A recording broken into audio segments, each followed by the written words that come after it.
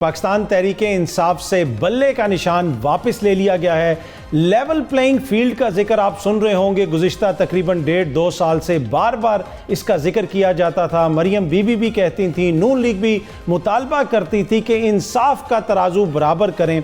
आप सुने ज़रा मरियम बीबी क्या फरमाती थी, फिर हम गुफ्तगू के सिलसिले को आगे बढ़ाते हैं। इलेक्शन होगा, जरूर होगा, लेकिन पहले तराजू के दोनों पलड़े बराबर किए जाएंगे।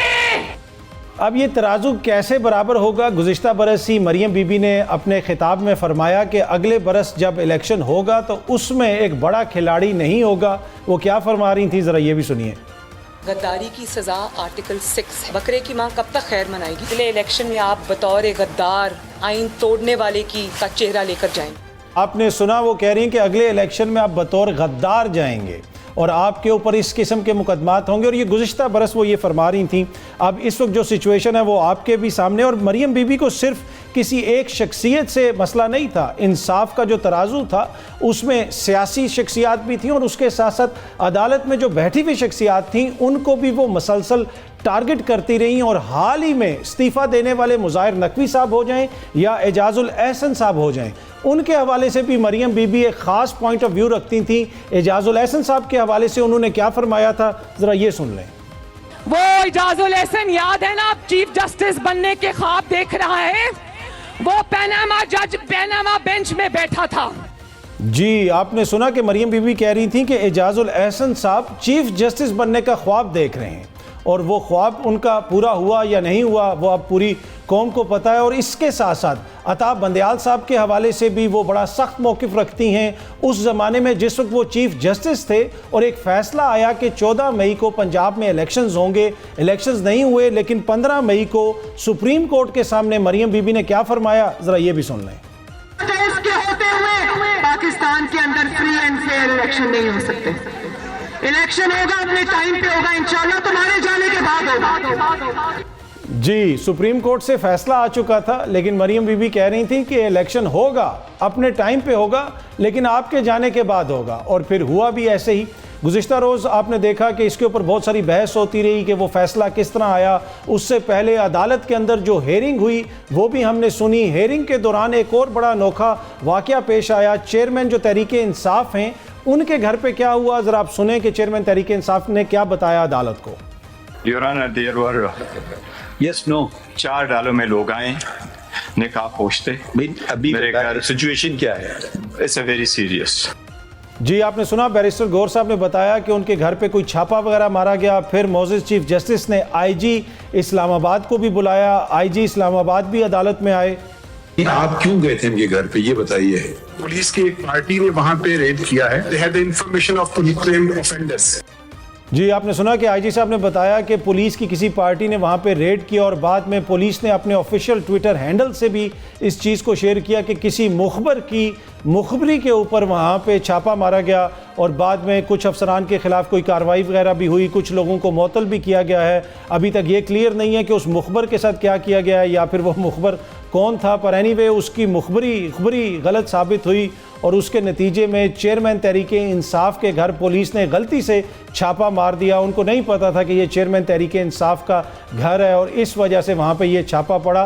पर ये वही आईजी साहब हैं जो काजी फायज़ ईसा साहब के सामने पेश हुए, जिनके हवाले से इलेक्शन कमीशन मुतअद्दिद बार कह चुका है कि इनको इस्लामाबाद से ट्रांसफ़र किया जाए। और डीसी साहब के हवाले से भी इलेक्शन कमीशन बाकायदा ख़त लिख चुका है, लेकिन अभी तक ये आईजी साहब इस्लामाबाद के अंदर मौजूद हैं। ना सिर्फ मौजूद हैं बल्कि अदालत में पेश भी हुए, काजी फायज़ ईसा साहब के सामने भी पेश हुए और इलेक्शन कमीशन के केस के अंदर ही पेश हुए। तो ऐन मुमकिन था कि वहाँ पे अदालत उनसे ये भी पूछ सकती थी कि भाई आपका तो अपना स्टेटस ये है कि ये जो इलेक्शन कमीशन है ये कह रहा है कि आपको यहाँ से मूव किया जाए, लेकिन आप अभी भी यहाँ पे मौजूद हैं। पर एनीवे केस उस हवाले से नहीं था। हो सकता है कि मुस्तकबिल में इस किस्म का कोई केस भी जाए अदालत में और फिर इसके ऊपर भी बहस हो। पर वहाँ पर जो बहस हुई वो पाकिस्तान इंसाफ के वकला ने की, पूरी कौम ने देखा, लाइव देखा। आखिर में हामिद खान साहब ने एक बड़ी ज़बरदस्त बात की, एक बड़ा इम्पॉर्टेंट जो पॉइंट है उसको उठाया। उन्होंने कहा कि मौलवी तमीज़ुद्दीन जो केस है, जो नज़रिया ज़रूरत वाला केस है, उसको तकरीबन 70 बरस हो चुके हैं, लेकिन अभी भी लोग उसका हवाला देते हैं। अभी भी लोग उसके ऊपर बात करते हैं। और ये जो आज का केस है ये भी बड़ा इंपॉर्टेंट है। क्या कहा हामिद खान साहब ने, ज़रा आप दोबारा सुने।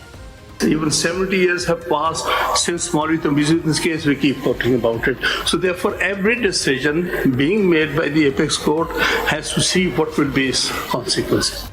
जी, उन्होंने कहा कि जो भी मोअज़्ज़ज़ अदालत फैसला देती है उसका एक सियासी रुख भी होता है। ये सियासी नौइयत का केस है, एक सियासी जमात का सिंबल है।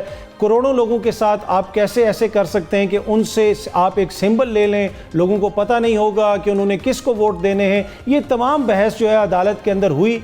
इस बहस के बाद काजी फाइज ईसा साहब ने मोअज़्ज़ज़ अदालत का फैसला पढ़ के सुनाया। By setting aside the impugned order and judgment of the Peshawar High Court passed in WP number 6173P of 2023, resultantly the order of the ECP dated 22 December 2023 is upheld. जी, आपने फैसला सुना। जो पेशावर हाई कोर्ट ने बल्ले का निशान वापस दिया था पाकिस्तान तहरीक इंसाफ को, उस फैसले को कालादम करार दे दिया 3 रुकनी बेंच ने, जिसको हेड कर रहे थे चीफ जस्टिस काजी फाइज ईसा साहब। आपको याद होगा कि लेवल प्लेइंग फील्ड के हवाले से एक पटिशन लेके पाकिस्तान तहरीक इंसाफ भी सुप्रीम कोर्ट में गई थी और आज उस पटिशन की हेयरिंग थी।